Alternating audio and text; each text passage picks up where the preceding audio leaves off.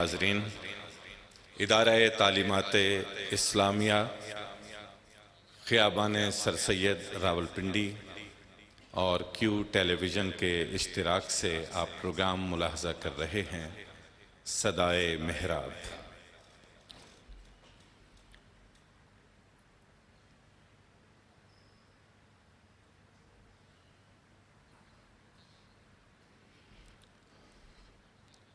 ہم تھوڑی دیر میں آن ایئر آ رہے ہیں، اس کا انتظار ہے، چند لمحات ہیں۔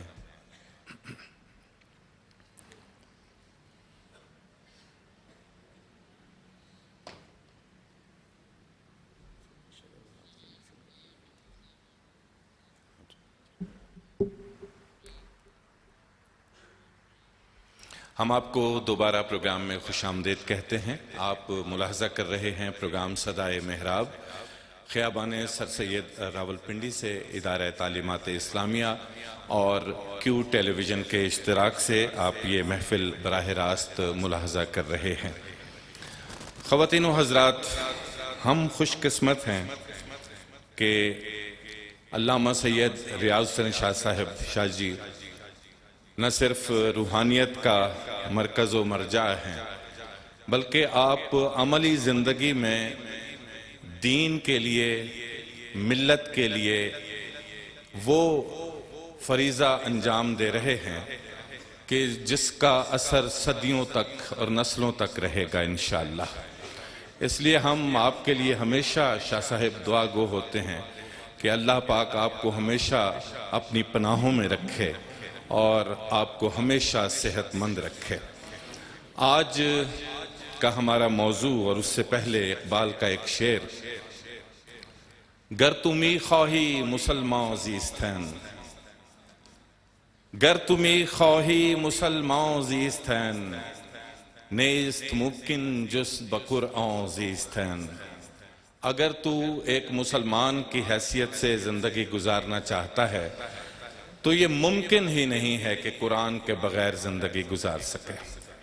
قرآن برکتوں اور رحمتوں والی کتاب، لیکن اس کا ایک اور جمالیاتی پہلو بھی ہے، اور وہ ہے اس کتاب حکمت کی تاثیر، رحمت اور اس کے بے مثل ذائقے۔ ہم رجوع کرتے ہیں مفسر قرآن کی طرف۔ آپ ارشاد کریں گے وہ قرآنی ذائقے جو ہم سب سننے کے لیے، چکھنے کے لیے اس وقت آپ کے حضور جمع ہیں۔ علامہ پیر سید ریاض حسین شاہ صاحب، مفکر اسلام، مفسر قرآن، سرپرست اعلیٰ ادارہ تعلیمات اسلامیہ خیابان سر سید راولپنڈی۔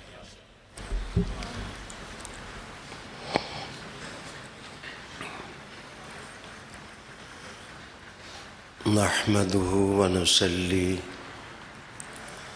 ونسلم على رسوله الكريم، أما بعد، فأعوذ بالله من الشيطان الرجيم،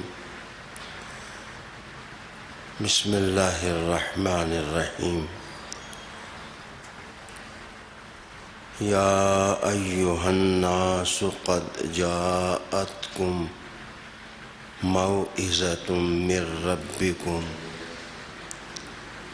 وشفاء لما في الصدور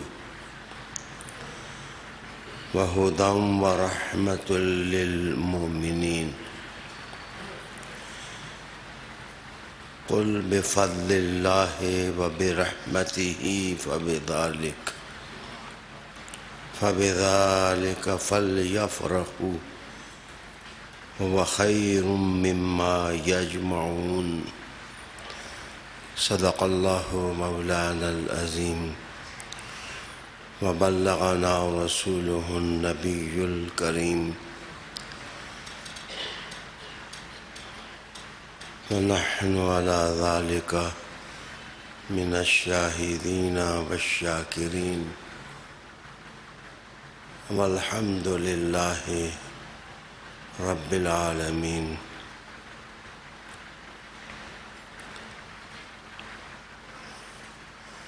عالی مقام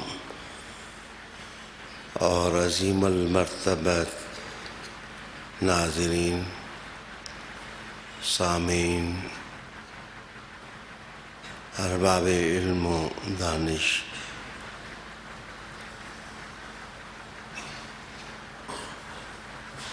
یہ اس زمانے کی بات ہے اب معاشرت سلیقے سے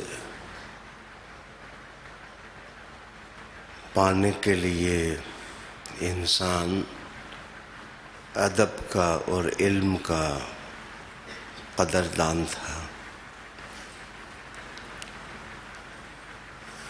ابھی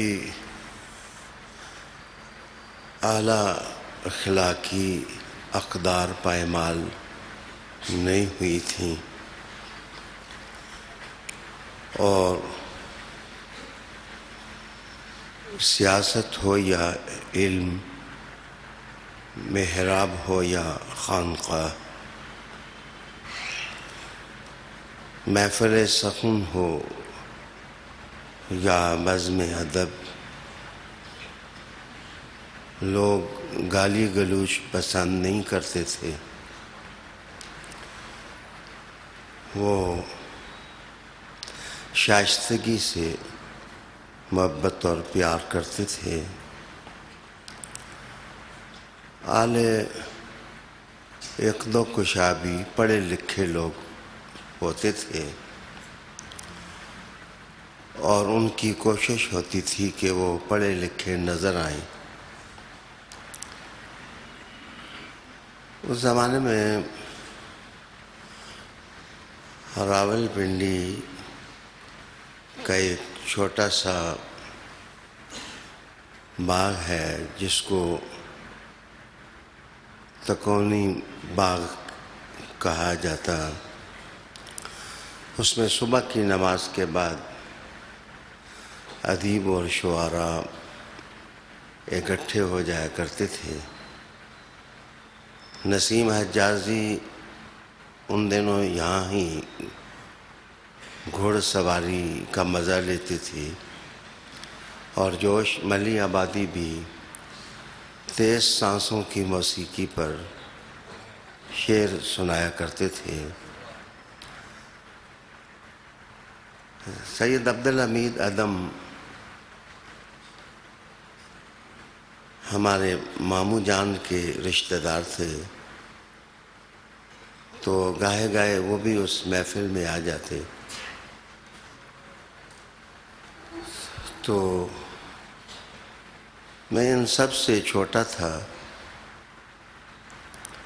یہ بڑے نامور ادیب تھے، شاعر تھے۔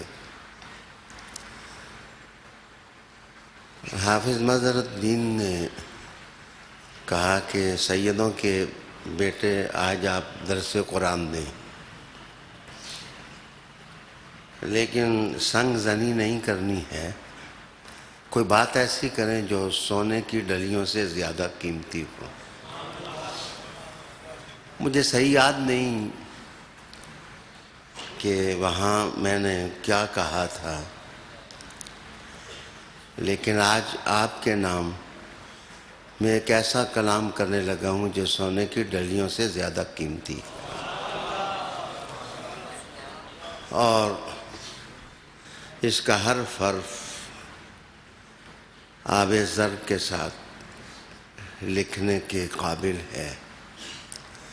سچی بات یہ ہے کہ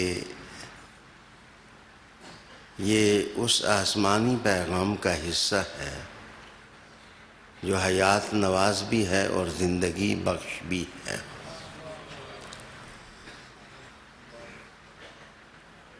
محسوس کرتا ہوں کہ جو آیت تلاوت کی ہے اس کے ہر حرف سے زندگی کے جھرنے پھوٹ رہے ہیں، اور لطافت اور روحانی ذائقوں کی آبشاریں گر رہی ہیں۔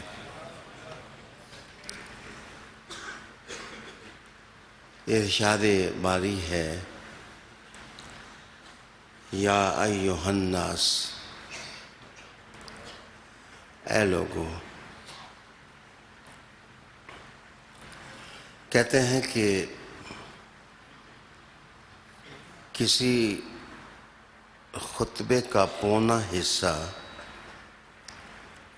انداز تخاطب میں مضمر ہوتا ہے. قرآن حکیم اللہ کی کتاب ہے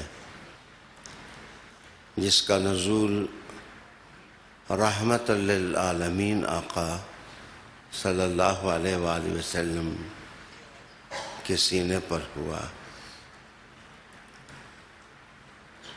کتاب تو حضور صلی اللہ علیہ وسلم غار حرا سے لے کر نیچے اترے اور تقدیر انسانیت کے بدلنے کا پیغام دیا، لیکن کلام تو اللہ کا ہے اور اس کا ہر حرف اللہ کی طرف سے ہے. ساری لطافتیں رس اس وقت گھولتی ہیں جب اس کتاب کی سطروں سے مصطفیٰ کا خدا انسانوں سے کلام کرتا ہے. رب کریم ارشاد فرماتا ہے یا ایھا الناس. انداز تخاطب میں ایسی ضربت ہے، ایسی چوٹ ہے کہ فرقہ واریت کے بت اور اصنام خود بخود ٹوٹ جاتے ہیں، اور وہ لوگ جو حسد اور بغض سے اعلیٰ انسانی قدروں کو پائمال کر رہے ہیں، وہ تھوڑی دیر کے لیے خود محسوس کرتے ہیں کہ رب کریم تمام عوالم میں بسنے والی روحوں کو مخاطب کر رہا ہے. کہا جا سکتا ہے کہ مصطفیٰ کریم کا پیغام کسی ایک کلٹ، کسی ایک قبیلے، کسی ایک مسلک، کسی ایک مکتب اور کسی ایک ماحول کے لیے نہیں ہے. جیسے مصطفیٰ کا خدا رب العالمین ہے، محمد صلی اللہ علیہ وسلم خود رحمت للعالمین ہے، اور ان کے سینے پر اترنے والی کتاب ذکر للعالمین ہے، تمام جہانوں کے لیے وہ نصیحت ہے. عالی وقار ناظرین، ارشاد ہوا یا ایھا الناس. آپ محسوس کریں گے کہ آیت کا جو تفسیری عمود ہے وہ 6 شگفتہ باتیں ہیں جن کے گردا گرد گھومتا ہے، اور قرآن سے مستفید ہونے والوں کو وہ پیغام زندگی دے رہا ہے. قد جاءتکم موعظۃ من ربکم. اے لوگو، تمہارے پروردگار اور پالنہار کی طرف سے ایک واعظ اور ایک موعظت اور ایک نصیحت کی بات آئی ہے، اتری ہے. اصل میں ماحول یہ تھا کہ ام القریٰ کے سنگلاخ علاقے میں مشرکین اور معاندین جب قنوطیت کا اور تشدد کا شکار ہو گئے اور ان کے ذہن بکھر گئے، اصنام پرستی نے ان کی شخصیتوں کو کھوکھلا کر دیا. تو ہر انسان جب دوسرے کو دیکھتا ہے تو اس کا اپنا ہی عکس اسے نظر آتا ہے۔ وہ سمجھتے تھے جیسے وہ جھوٹ اور کذب کی ظلمت اور اندھیرے میں ڈوبے ہوئے ہیں۔ شاید معاذ اللہ محمد صلی اللہ علیہ وسلم بھی گھڑ کر قرآن مجید پیش کر رہے ہیں۔ وہ اسے ذہن ساز کلام سمجھتے تھے اور بہت زیادہ ان کی طبیعت اعتراف کی جولانی بتاتی تو وہ یہ کہہ دیتے کہ محمد صلی اللہ علیہ وسلم صلاحیت والے ہیں، لیکن اس کا معنی بھی یہی نکلتا کہ کلام شستہ ضرور ہے لیکن محمد صلی اللہ علیہ وسلم کے ذہن کی تخلیق ہے۔ قرآن حکیم نے بڑے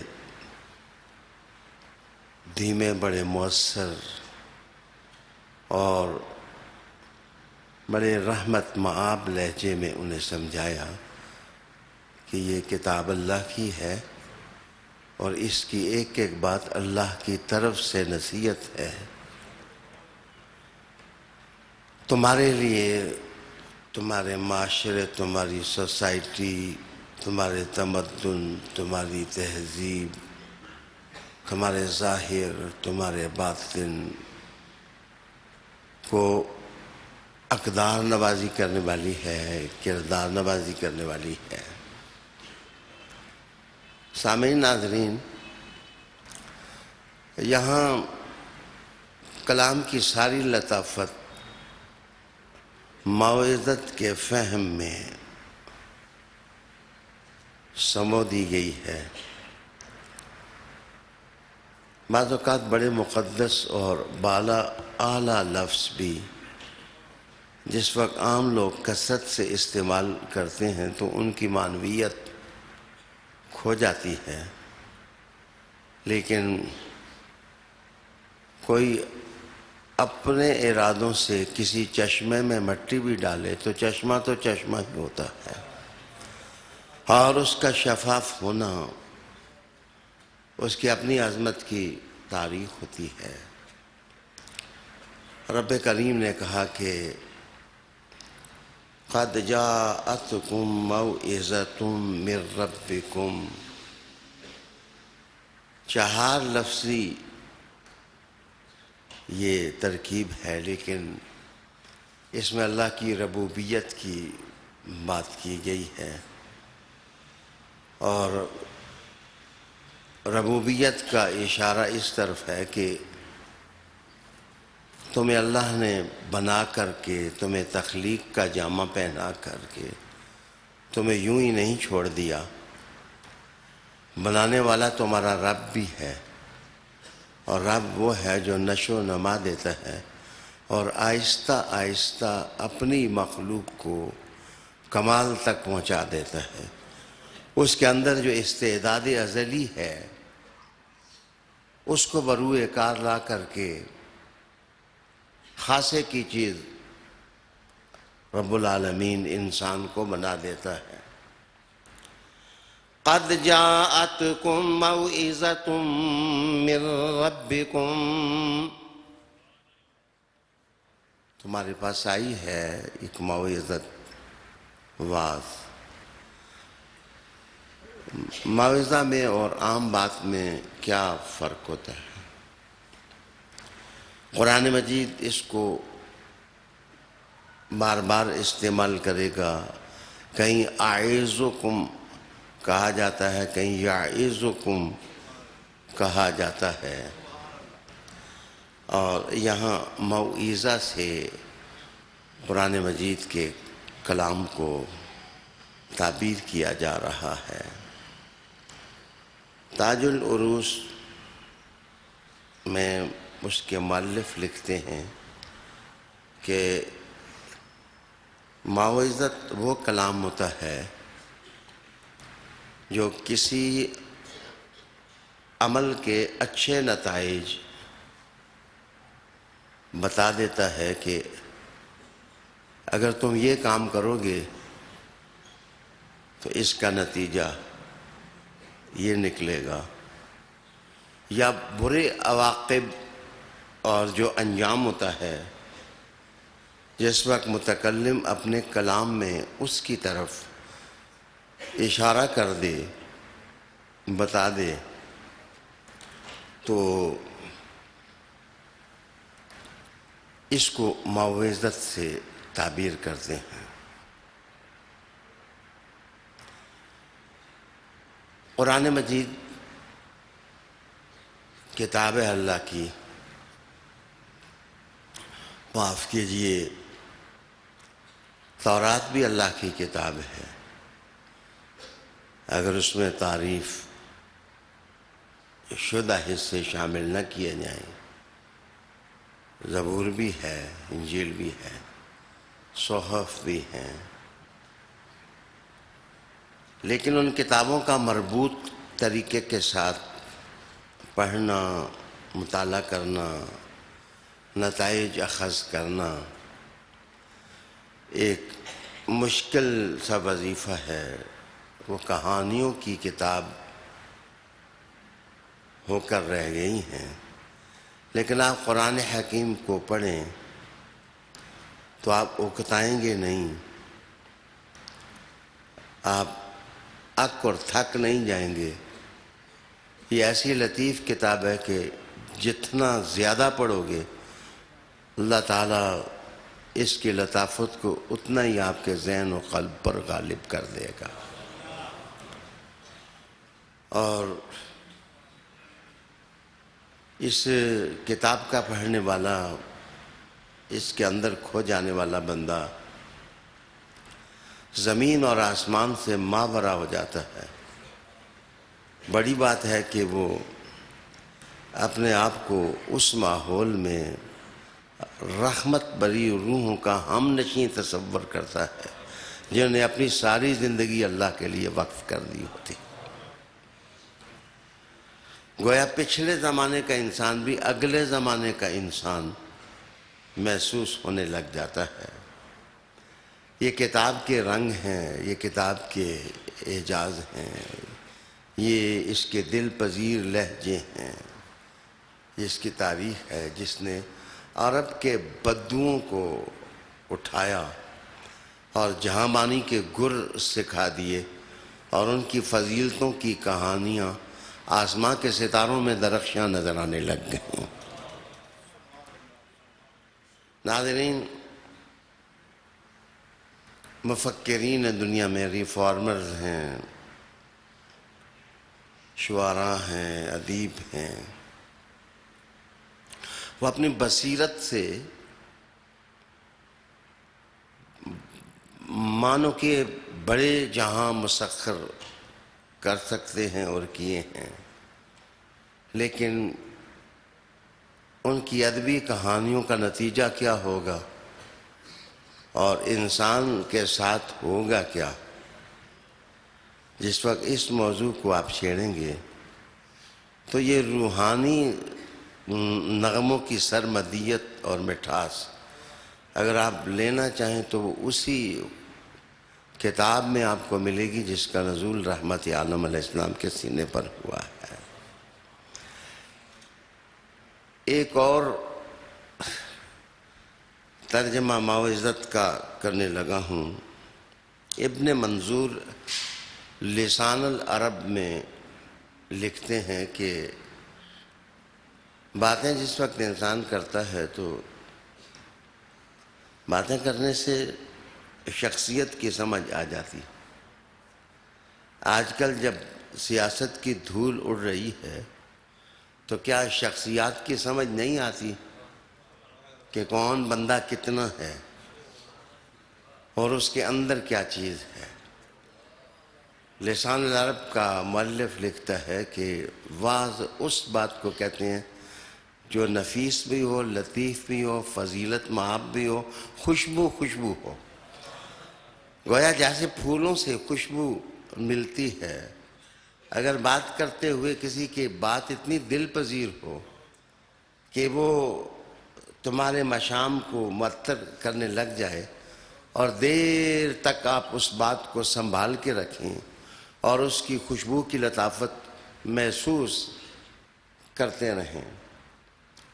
امام شافعی علیہ الرحمہ نے ایک کتاب لکھی، کتاب الزعلانی۔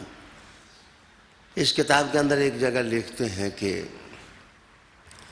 ایک زمانہ یہ تھا کہ لوگ اونٹوں کی پیٹھوں پر بیٹھتے، تو جس وقت شعر و شاعری کرتے تو اونٹ بان لوگ بھی اچھے اشعار کے مزے اور ذائقے محسوس کرتے، لیکن شاعری کے ٹوکرے سے پھول گر گئے جب قرآن کا نزول ہو گیا۔ آپ وہی بدو وہ اپنی سواریاں چلاتے ہوئے قرآن مجید پڑھتے، اور خصوصاً جس وقت تاروں کی روشنی ہو، سفر جاری ہو اور اونٹوں کی قطاریں کسی بدو کے ہاتھ میں پکڑی ہوں، اور وہ کبھی پہاڑوں کو دیکھے اور کبھی سمندروں کی لہروں میں کھپ جائے، پھر اس کے ذہن میں قرآن گردش کرے، پھر اس کی زبان اس کا ساتھ دے اور کہے فَبِأَيِّ آلَاءِ رَبِّكُمَا تُكَذِّبَانِ۔ کبھی قوس قزح کے رنگ سامنے آئیں، کبھی آبشاریں گرتی ہوئی نظر آئیں، کبھی زمین کے نظارے انسان کو اپنی طرف کھینچنے لگ جائیں، کہیں ریحان کی خوشبو جو ہے وہ ذہن میں اتر جائے، کہیں تعلیم کا زیر و زبر نصاب تمہارے سامنے آ جائے، اور پھر قرآن والا قرآن لے کر بولے لیکن خود سامنے بھی نہ آئے، مصطفیٰ کی زبان کے الفاظ تمہارے کان میں بڑھیں تو گویا رب کریم کا کلام ہو اور حضور کے لب اس کو چھو جائیں اور سننے والے سنیں، اور سورہ رحمان ہو تو انسان محسوس کرے کہ میں زمین پر نہیں بیٹھا ہوں، میں تو جنت کے اندر بیٹھا ہوا ہوں۔ قَدْ جَاءَتْكُمْ مَوْعِظَةٌ مِّن رَبِّكُمْ، تمہارے پروردگار کے طرف سے ایک واعظ اور ایک نصیحت آ گئی ہے، وہ خوشبو ہے، وہ لذیذ ہے، وہ لطیف ہے۔ میں قبل اس کے کہ آگے بڑھوں ایک غیر مسلم آتھر کا حوالہ آپ کے سامنے پیش کرنے لگا ہوں۔ How has the Quran influenced abandoned human؟ لاوارث انسان کو قرآن کیسے سنبھالا دیتا ہے؟ یہ ہمارا آتھر نہیں ہے جو قرآن مجید کے بارے میں اظہار خیال کرتا ہے۔ وہ کہتا ہے کہ قرآن teaches parents to create homes that are safe and emotionally, physically and spiritually for children۔ اس کا معنی یہ ہے کہ اس زمین پر اگر کسی کتاب نے مدد کی ہے لاوارث انسانوں کی تو وہ حضور کے سینے پر اترنے والی کتاب نے مدد کی ہے، ایموشنز میں، روحانی اعتبار سے، فزیکلی آپ دیکھیں تو قرآن کی تعلیم گھر دیتی ہے۔ یہ میرا لفظ جو ہے سادہ سا ہے، آج دنیا کی جتنی تہذیبیں ہیں ان کی تعلیمات کے شیڈو سے جو لوگ قومیں پیدا ہوئی ہیں وہ سڑکوں پر رول رہی ہیں، ماں کو باپ نہیں مل رہا، باپوں کو ماں نہیں مل رہی، بیوی خاوند کو ترس رہی ہے، خاوند بیویوں کے لیے ترس رہے ہیں، بچے اپنی پرورش میں کسی قانون کو اپنا مددگار نہیں پا رہے۔ وہ آتھر لکھتا ہے کہ محمد صلی اللہ علیہ وسلم کے قرآن کا کارنامہ ہے کہ مسلمان بے گھر نہیں ہے، ہر ایک کے پاس زندگی گزارنے کا ایک گھر کا نظام ہے جس میں بچے ہیں، پرورش پا رہے ہیں، ان کی تعلیم ہو رہی ہے، ان کی تربیت ہو رہی ہے۔ قرآن مجید انسان کو لاوارث نہیں چھوڑتا، قرآن مجید انسان کا ہاتھ پکڑتا ہے اور اس کو ایک اچھی ڈیسٹینیشن کی طرف لے جاتا ہے۔ دوسری چیز وہ کہتے ہیں کہ قرآن teaches us to treat our parents well۔ کہتے ہیں کہ اتنی بھرپور تعلیم میں نے کسی اور کتاب میں نہیں محسوس کی جس میں ماں باپ کا ادب ہو، جہاں پیرنٹس کے آداب بجا لاتے ہوں۔ معاف کیجئے، مجھے حق نہیں ہے کہ میں اپنے دور کے کسی مسئلے کی رسی ہلاؤں اور لوگوں کے مزے خراب ہو جائیں، لیکن سوسائٹی کدھر جا رہی ہے، معاشرہ کدھر جا رہا ہے، ہم اس کو کدھر لے کے جا رہے ہیں، ہم اس کو کیسے چلانا چاہتے ہیں، ہم اپنے دور کے انسانوں کے ساتھ کیا سلوک کرنا چاہتے ہیں۔ چلو میں انگریزی میں کہتا ہوں کہ ہماری پالیٹکس، ہم مذہبی لوگ جس طرح لوگوں کی رہنمائی کر رہے ہیں سوشل میڈیا پر، ہم کدھر لے جانا چاہتے ہیں، ہم لوگوں کو اور قافلہ انسانیت کو کس طرف لے کے جانا چاہتے ہیں۔ جناب، کیا بڑا سیاستدان وہ ہوتا ہے جو زیادہ گالی گلوچ کرے؟ کیا بڑا عالم وہ ہوتا ہے جو لوگوں کو سڑکوں پر لا کر کے ان کی عزتوں کے ساتھ کھیلے؟ مجھے بتائیے، کیا بڑا تھنکر اور مفکر وہ ہوتا ہے جو لوگوں سے عزت کا تصور چھین لے؟ انسان کو معاشی حیوان بنا دیا گیا ہے، اور ابھی ہمارا یہ سفر بھرپور اس گندی منزل کی طرف جاری ساری ہے۔ ڈاکٹر اقبال نے کہیں تنگ آ کر تو نہیں کہا تھا، اٹھا کر پھینک دو باہر گلی میں، نہیں تہذیب کے انڈے ہیں گندے۔ جناب، قرآن مجید ہمارا مددگار ہے، قرآن مجید ہمارا یاور ہے، قرآن مجید ہمارا شہر یاری کرنے والا محسن ہے۔ قرآن مجید ایک کتاب ہے، لیکن قرآن مجید کے ساتھ اتنی خوبصورت پرسنالٹی کھڑی ہے کہ اگر قرآن مجید سے آپ پوچھیں کہ عمل کر کے بتائیں تو قرآن اشارہ کرے گا، وہ محمد عربی کو دیکھ لو، صلی اللہ علیہ وآلہ وسلم، صلی اللہ علیہ وآلہ وسلم۔ میرے پیارے دوستو، وہ کہتا ہے کہ تیسری چیز، encourage us for good deeds، for good deeds۔ creeds عقائد کو کہتے ہیں اور deeds اعمال کو کہتے ہیں۔ وہ نفاست پسند مؤلف تجزیہ کرتے ہوئے لکھتا ہے کہ قرآن مجید، کتاب مجید نے کیا دیا۔ وہ کہتا ہے کہ تمام انبیاء جو اللہ کی طرف سے رہبران انسانیت ہیں، وہ خیر ہی کی طرف دعوت دیتے ہیں، لیکن جس بھرپور طریقے سے عمل کرنے کی تحریک قرآن نے اٹھائی ہے، اس کی مثال نہ پہلوں میں ملتی ہے اور شاید دیر تک نہیں ملے گی۔ میں درمیان میں آ کے کھڑا ہوں، میں اس کو محمد صلی اللہ علیہ وسلم کا کارنامہ کہوں یا میں اس کو قرآن کا معجزہ کہوں؟ مجھے کہنا یہ پڑتا ہے کہ قرآن نازل حضور کے دل پر ہوا ہے، اس لیے یہ خوشبو قرآن کی ہے، اور اس نسیم محبت کو پھیلانے والے محمد عربی ہیں، صلی اللہ علیہ وآلہ وسلم۔ عالی وقار سامعین، پھر اس کے بعد کہتے ہیں کہ یہ قرآن مجید یہ teaches us to be a good student۔ اچھا، قرآن مجید حوصلہ پیدا کرتا ہے سیکھنے کا، قرآن مجید ہمت دیتا ہے کہ انسان سیکر بنے، وہ طالب بنے، وہ ہر وقت جس وقت دیکھے کہ اس سے کوئی بڑا علم والا ہے تو اس کے سامنے زانوئے تلمس طے کر دے. گویا قرآن مجید خود پرستی کے ماحول سے باہر نکالتا ہے. قرآن مجید لیگ پولنگ کے ماحول سے باہر نکالتا ہے.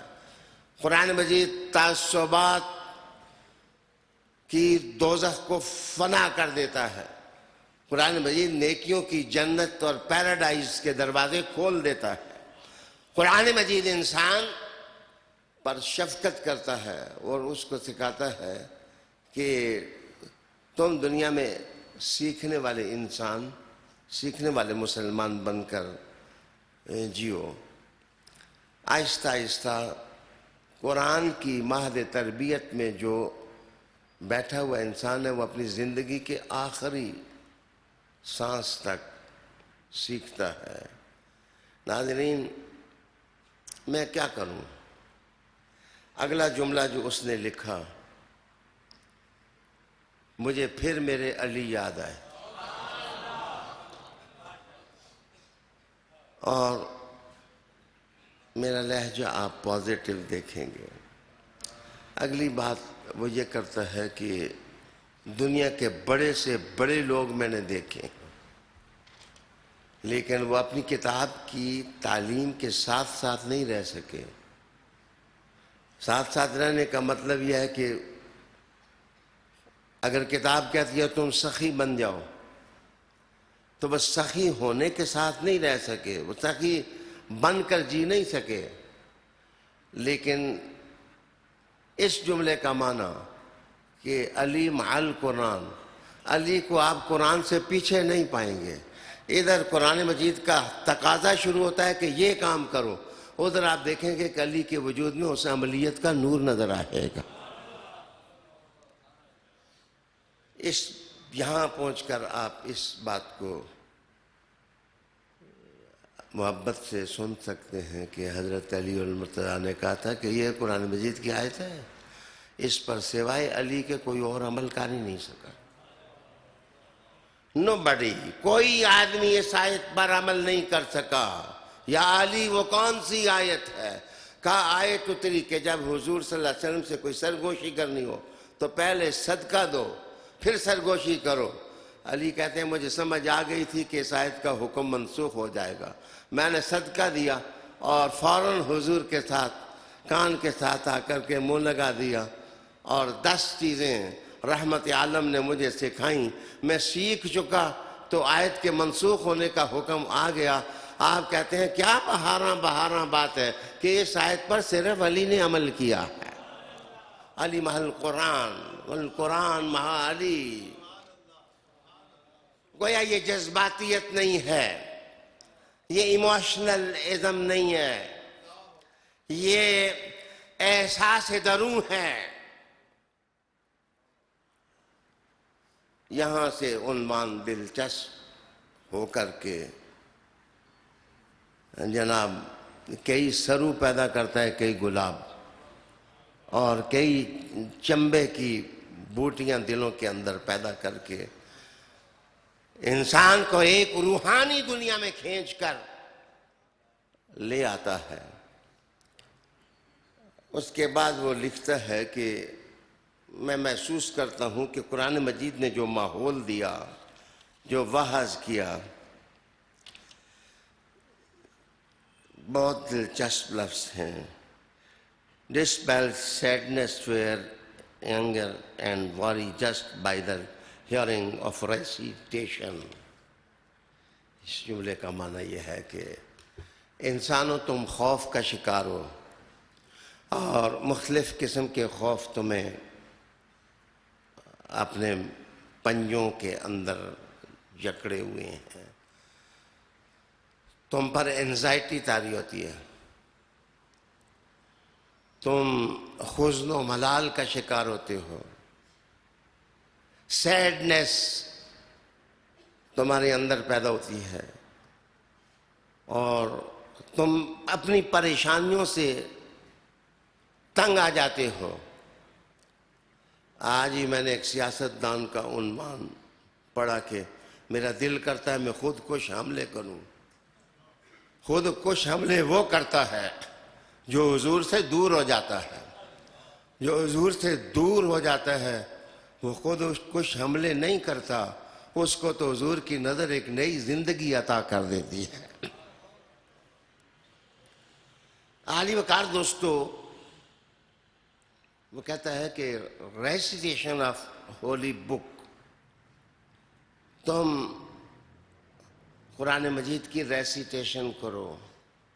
کہتا ہے مجھے سب سے بڑا اعجاز اس کتاب کے اندر یہ نظر آیا کہ قرآن مجید کی تلاوت کرنے والا بندہ سیڈ نہیں ہوتا، وہ ڈرتا نہیں ہے. وہ کربلا میں بھی چلا جاتا ہے، اس کو خوف نہیں داری ہوتا. لا خوف علیہم ولا ہم یحزنون. یہ منزل کس کی ہے؟ جس کی اٹیچمنٹ، جس کا تعلق کتاب کے ساتھ ہوتا ہے.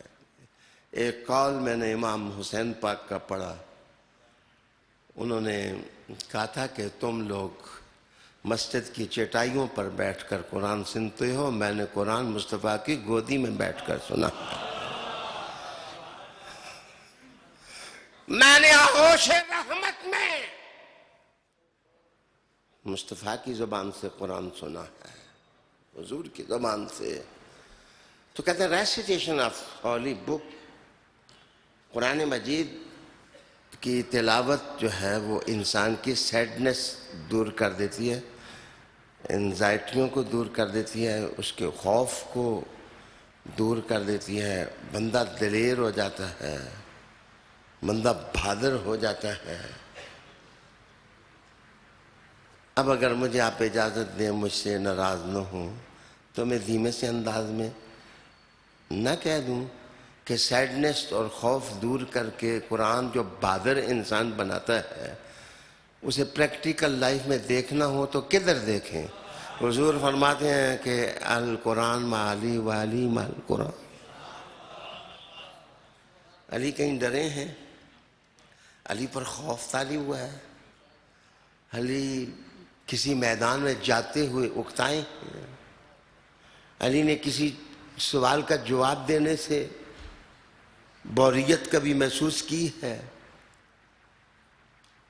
خدیجۃ الکبریٰ کی دہلیز سے لے کر حضور صلی اللہ علیہ وآلہ وسلم کی لحد نور اور گنبد خضرا کے نیچے جو جگہ ہے جو عرش معلیٰ سے بھی افضل ہے، اس تک آپ علی کو دیکھیں گے.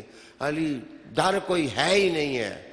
علی یہ انداز کہاں سے پیدا ہوا؟ کہ حضور کی نظر سے، قرآن کی تربیت سے، کتاب اللہ کی ریسیٹیشن سے. میرے دوستو، پھر وہ کہتا ہے جس وقت میں قرآن مجید کو دیکھتا ہوں تو gives us hope of a beautiful reward. کہ جزاؤں کا تصور، جزاؤں کا تصور. دنیا کے تمام مذاہب پڑھیں، دنیا کے تمام مکاتب پڑھیں، اگر اپنے مذہب پر جم سکتے ہیں تو پھر پڑھیں.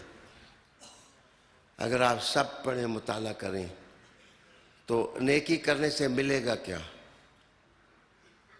اگر آپ ایمان کے راستے چلتے ہیں، کمٹمنٹ کی راہ چلتے ہیں، تو آپ کو ملے گا کیا؟ تو اس بات کو جذباتی انداز میں نہ لیں، اس کو احساساتی انداز میں لیں کہ حضور صلی اللہ علیہ وآلہ وسلم نے ارشاد فرمایا کہ جنت کے سردار حسین اور حسن ہوں گے جوانوں کے. اس کا معنی یہ ہے کہ مسلمانوں گھبراؤ نہ، جدھر تم جا رہے ہو تمہاری ملاقات محمد عربی سے ہو جائے گی. تو یہ جمالیاتی نقشے اور جمالیاتی عطائیں اور جزائیں، یہ ہے وہ بات جو اس آتھر نے لکھی کہ جو بیوٹیفل ریوارڈ ہے. اگر آپ دیکھیں تو وہ قرآن ہی کے پاس ہے. قرآن کے علاوہ کتابیں وہ چیز نہیں دے سکی ہیں، نہ وہ تفصیل دے سکی ہیں، نہ وہ رنگ دے سکی ہیں، نہ وہ منظر دے سکی ہیں جو قرآن مجید دیتا ہے. آئیے، اللہ اکبر. یا ایھا الناس قد جاءتکم موعظۃ من ربکم، تمہارے پاس تمہارے پروردگار کی طرف سے ایک میٹھی نصیحت آ گئی ہے۔ عرائس البیان ایک تفسیر ہے، اس کا مؤلف لکھتا ہے کہ با مقصد بات جو ہے وہ موعظہ ہوتی ہے۔ مختلف لوگ بے مقصد باتیں کرتے ہیں۔ میرے خیال میں بے مقصد باتوں کی سٹوری اور ہسٹری معلوم کرنے کے لیے زیادہ تحقیق کی ضرورت نہیں ہے۔ دانشکدوں سے لے کر کے اسکولوں تک آج سالہ سال گزر گئے، ہم سے نصاب مدون نہ ہو سکا، ہم استعرابات میں پڑے ہوئے ہیں۔ رات ہی میں ایک کتاب پڑھ رہا تھا، اس کا نام ہے فلاسفی آف ایجوکیشن۔ یہ بہت بڑی کتاب ہے، 1906 کے اندر یہ کتاب منظر عام پر آئی تھی، فلاسفی آف ایجوکیشن۔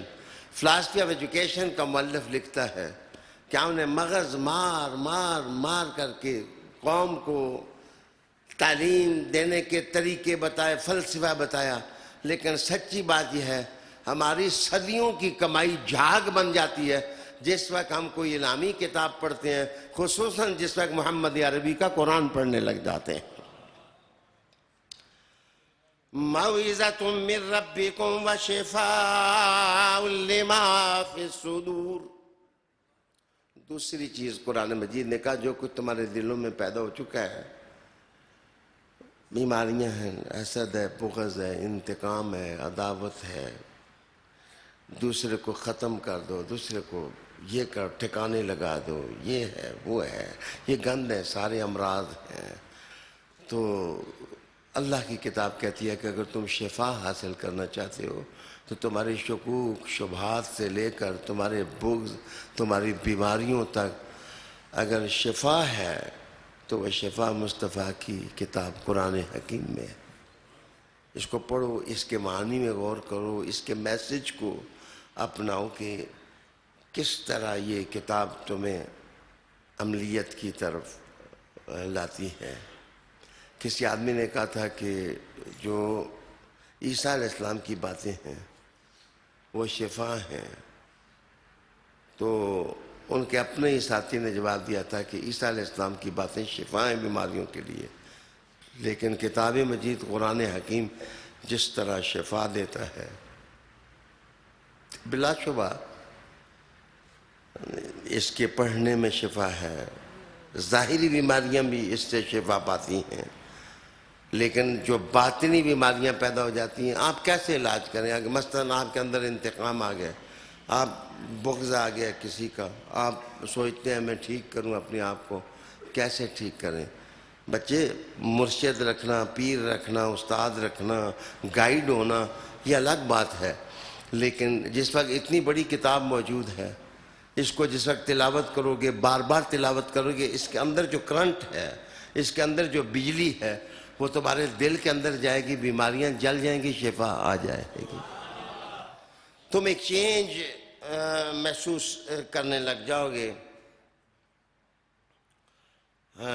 یہی آیت شفا کا پیغام پھر بگڑے تگڑے لوگوں کے لیے ہدایت ہے، رحمت ہے مومنوں کے لیے۔ آگے کا کل بفضل اللہ وبرحمتی فبذلک فلیفرحوا هو خیر مما یجمعون۔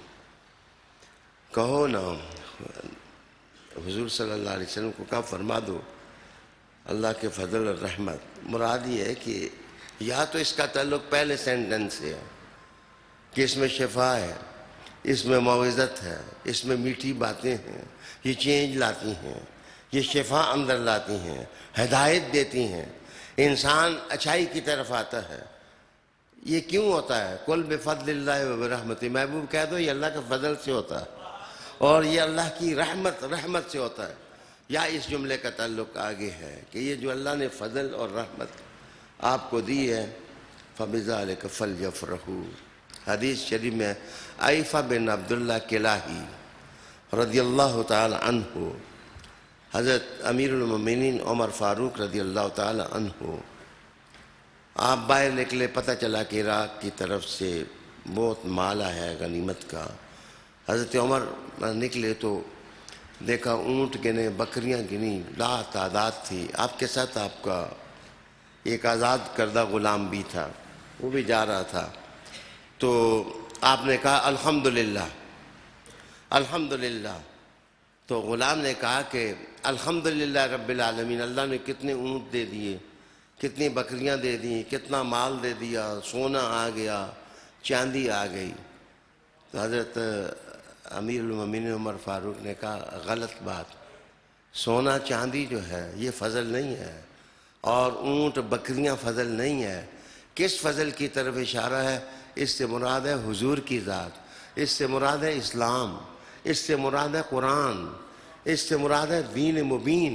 یہ اللہ کا فضل ہے جو اللہ نے ہمیں دیا۔ وہ خیر، یہ تھا ترجمہ جو میں نے کیا کہ سونے کی ڈلیوں سے زیادہ بڑا خزانہ وہ کتاب ہے جس کا نزول محمد عربی صلی اللہ علیہ وآلہ وسلم کے سینے پر ہوا۔ گرامی قدر دوستو، یہاں میں عرض کروں کہ حکم خوشیوں کا ہے، فَلْيَفْرَحُوا، کہ اگر یہ چیز تمہیں اللہ تعالیٰ دے دے، تمہارا تعلق قرآن مجید کے ساتھ ہے، کتاب کے ساتھ ہے، تم پڑھتے ہو، تم اس کی تعلیمات کا چراغاں اپنی زندگی میں کرتے ہو، یہ چیز تمہیں میسر ہے۔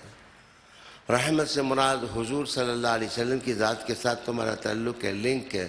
اطاعت رسول کی دولت تمہیں ملی ہے، اتباع رسول کا خزانہ تمہیں ملا ہے، تمہیں حضور صلی اللہ علیہ وسلم کی محبت میسر ہے، تم ان کی یادوں میں کھوئے کھوئے رہتے ہو، تم ان کی محبت کے ترانے سنتے بھی ہو، لوگوں کو سناتے بھی ہو۔ یہ دولت اگر اللہ حضرت سبحانہ نے تمہیں دے دیا تو ہوا خیر۔ سب سے بڑا خزانہ تو یہ ہے جو اللہ تعالیٰ نے تمہیں دیا ہے۔ یہاں ایک احتساب ہے، ایک اکاؤنٹبلٹی ہے کہ ہر فرد کی سطح پر اپنا احتساب کرے کہ اس کی زندگی میں اسلام کے ساتھ اس کا تعلق کتنا ہے، قرآن کے ساتھ اس کا تعلق کتنا ہے، وہ کتنا پڑھتا ہے۔ میں اس دن خود ہی اپنی تفسیر لکھتے ہوئے یہ الفاظ میرے قلم سے صادر ہوئے کہ یہ شیطان جو ہے، ان الشیطان للانسان عدو مبین، یہ انسان کا دشمن ہے۔ یہ جہاں سے اللہ کا نور مل سکتا ہے نا، شیطان نفرت پیدا کرے گا اور ادھر سے ہٹا کر کے دوسری طرف لے جائے۔ مثلا قرآن مجید اللہ کا نور ہے تو شیطان کوشش کرے گا کہ قرآن لوگ نہ پڑھیں۔ اسلام نور ہے، شیطان کوشش کرے گا لوگ اسلام سے اور اسلام کی تہذیب اور اقدار کے قریب نہ ہوں۔ اللہ کی توحید انسان کے لیے خزانہ ہے، اس پر ایمان اور اللہ کا ذکر اس کی زندگی میں آئے۔ شیطان کی کوشش ہے کہ یہ اس طرف نہ آئے۔ صحابہ کمپینینز آف محمد صلی اللہ علیہ وسلم اللہ کا نور ہیں، خیر البریہ ہیں۔ میرے دوستو، آپ اس طرف بڑھیں گے شیطان روکے گا۔ اسی طرح حضرت علی المرتضیٰ کا آپ نام لیں گے، شیطان روکے گا کہ کسی طرح علی کے نام سے رک جائے، حسنین کے نام سے رک جائے۔ وجہ یہ ہے کہ کسی طرح یہ ظلمت اور اندھیرے کی طرف چلی جائے۔ رب کریم نے کہا قل بفضل اللہ، اگر یہ دولتیں ملیں تو سمجھو کہ یہ اللہ کا فضل تمہیں مل گیا ہے، اور اللہ تعالیٰ کی رحمت جو ہے وہ تمہیں میسر آ گئی ہے۔ عالی وقار دوستو، میں لفظوں کی گہرائی میں اتر رہا تھا تو ابن خلدون کا ایک حوالہ میری نظروں سے گزرا۔ ابن خلدون کہتا ہے کہ دماغ اور دل کو شفا چاہیے، چونکہ یہ ورکنگ آرگنز ہیں، دل کام کرتا ہے، دماغ کام کرتا ہے، اس کو شفا چاہیے ہوتی ہے۔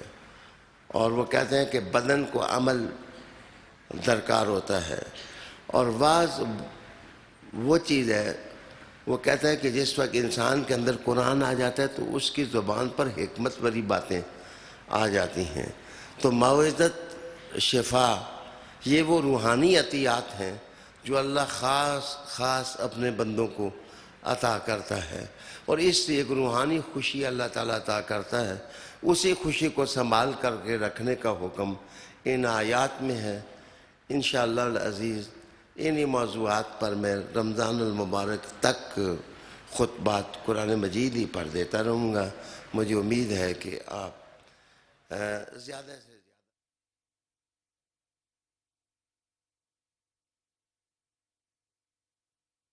کر کے ایک چلہ کی حیثیت سے منائیں گے. درود شریف اور قرآن مجید کی تلاوت میں کثرت برتیں گے. اللہ تعالیٰ مجھے اور آپ کو عمل کی توفیق عطا فرمائے. وآخر دعوانا ان الحمدللہ رب العالمین. اللہم صلی وسلم علی سیدنا و مولانا محمد. اللہم ربنا آتنا فی الدنیا حسنۃ وفی الآخرۃ. ناظرین، اگر آپ ایسی ہی مزید ویڈیوز دیکھنا چاہتے ہیں تو ہمارا ARYQTV کا چینل سبسکرائب کیجئے اور بیل آئیکن کا بٹن دبانا نہ بھولیے تاکہ آپ سے کوئی پسندیدہ پروگرام مس نہ ہو جائے.